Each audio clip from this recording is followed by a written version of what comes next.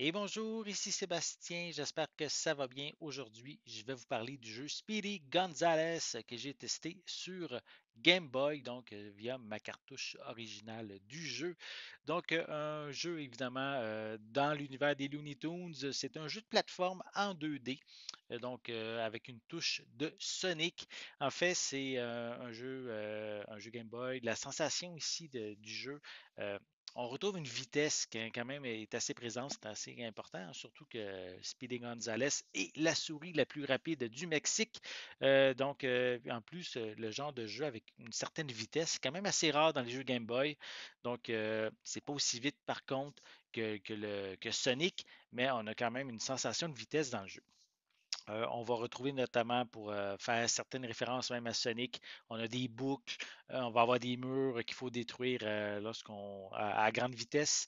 Il faut aussi aller vite lors de certains passages pour faire de grands sauts, parce que si on ne va pas assez vite, mais on va tomber dans le trou. Donc, ce genre de situation est quand même assez fréquente tout au long de l'aventure de Speedy Gonzales. Cependant, ben, ces passages sont pas toujours. C'est pas un jeu qui est toujours rapide, hein. On a beaucoup de passages où il faut prendre son temps, puisqu'il y a beaucoup de pièges dans ce jeu-là, ou des ennemis qui vont arriver un petit peu à la dernière minute. Donc, il faut quand même prendre son temps. Donc, c'est un jeu à deux vitesses, on pourrait dire. Même des fois, on va vu la caméra est quand même assez proche du personnage du décor. On peut peser vers le bas pour voir qu'est-ce qu'il y a en dessous de nous. Donc, c'est pour ça que je dis qu'il faut prendre son temps à plusieurs moments. Donc, il faut éviter les pièges. Il faut aussi éviter de se faire toucher par les ennemis parce qu'on ne peut pas les tuer, en fait. Et dès qu'on les touche, on meurt. Donc, à part les boss, par contre, qui eux, il faut leur sauter dessus pour les vaincre. Tous les autres ennemis du jeu, il faut éviter de leur toucher.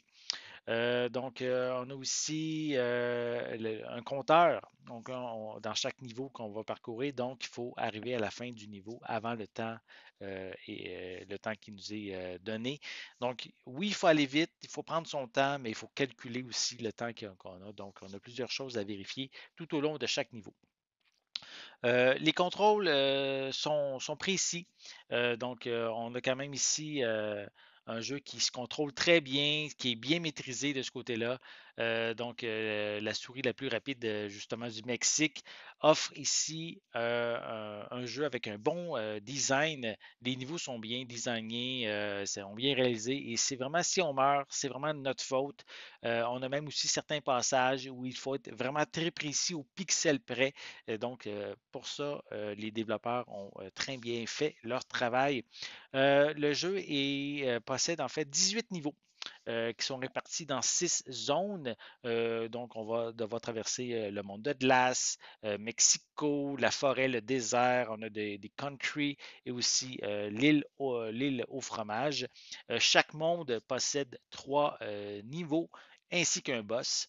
C'est quand même assez classique, mais quand même assez diversifié aussi, parce que même si graphiquement c'est limité, chaque monde a une approche quand même différente. Comme je l'ai dit tantôt, on a des passages, des niveaux où il faut aller quand même assez rapidement, donc sauter, éviter les différents ennemis, les pièges, les dangers.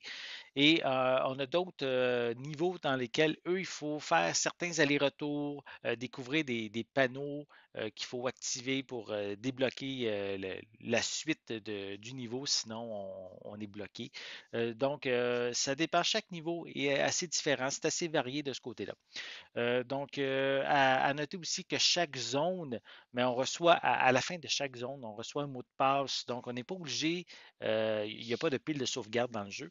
Donc, on n'est pas obligé, lorsqu'on arrête de jouer, de toujours recommencer au début. On peut utiliser le mot de passe pour recommencer le monde où on était rendu. Je dirais pour moi que Speedy Gonzales demeure un jeu classique. C'est un jeu de plateforme quand même assez classique, mais aussi qui se termine aussi assez rapidement, je dirais en moins de 2 heures. Là. Donc, on peut arriver à la fin du jeu.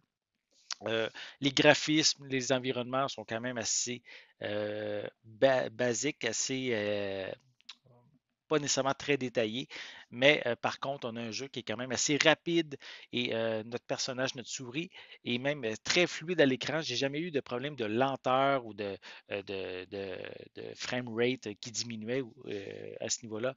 Le jeu est très bien conçu. On a même la musique de la cucaracha, qui est on pourrait dire le thème qu'on retrouve dans les cartoons avec Speedy Gonzales. Donc, on retrouve cette trame, cette petite ritournelle-là dans le jeu et chaque zone aussi a sa propre thématique musicale qui est quand même bien agencée à qu'est-ce qu'on retrouve euh, graphiquement dans ces niveaux-là. Donc, je dirais pour moi, c'est une belle découverte, un jeu intéressant qui ne va pas révolutionner là, les jeux sur Game Boy, mais qui vaut vraiment le détour. Si vous aimez en plus les Looney Tunes et Speedy Gonzales, mais vous allez être servi avec le jeu que moi j'ai testé sur ma Analog Pocket. Donc, j'espère que vous avez aimé cette vidéo. Si c'est le cas, n'hésitez pas à mettre un pouce en l'air, à laisser des commentaires. Dites-moi justement, aimez-vous les Looney Tunes? Avez-vous déjà essayé le jeu Speedy Gonzales? Laissez-moi vos commentaires à ce sujet en dessous de la vidéo. N'oubliez pas non plus, c'est important, abonnez-vous à ma chaîne afin de rester à l'affût de mes prochaines capsules. Et pour l'instant, je vous souhaite une bonne journée, une bonne soirée et je vais être de retour très bientôt. À la prochaine.